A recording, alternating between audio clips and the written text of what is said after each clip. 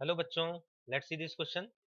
It said that a bomb of mass 30 kg at rest explode into two pieces of masses 18 kg and 12 kg.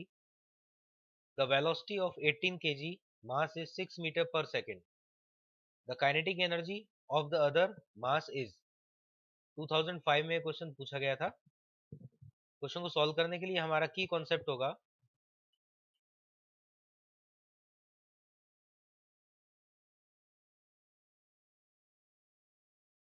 यहाँ पर start जैसे condition given है, यहाँ पर एक 30 kg bomb rest में रखा है, मतलब उसका स्पीड है 0.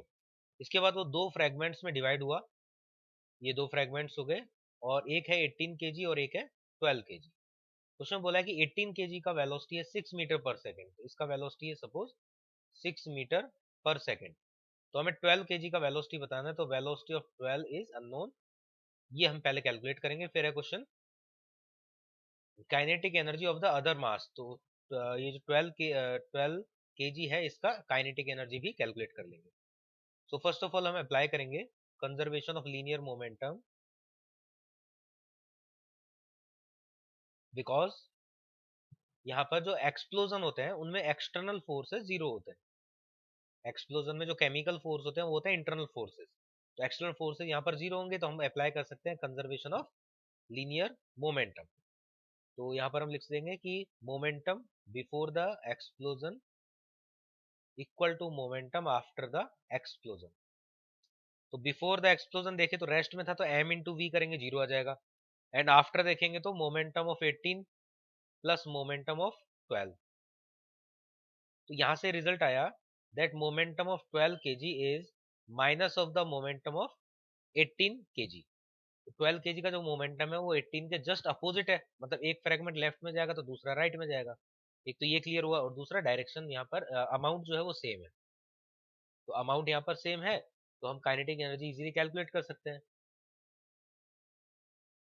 काइनेटिक एनर्जी होता है momentum square upon 2 into mass, या हाफ एम वी स्क्वायर से भी हम कैलकुलेट कर सकते हैं. कैलकुलेशन हमें करना है 12 kg का. तो 12 केजी का मोमेंटम निकालते हैं, तो यहाँ पर 18 के लिए देखते हैं हम. तो 18 के लिए 6 इंटू 18 ये दिया हुआ है, मास इंटू वेलोसिटी. तो 18 इंटू 6 यहाँ पर क्वेश्चन में दिया हुआ था मोमेंटम, तो यही हो जाएगा 12 का भी मोमेंटम. पुट कर देंगे वैल्यू 18 इंटू 6 का whole square divide by 2 into 12 KG.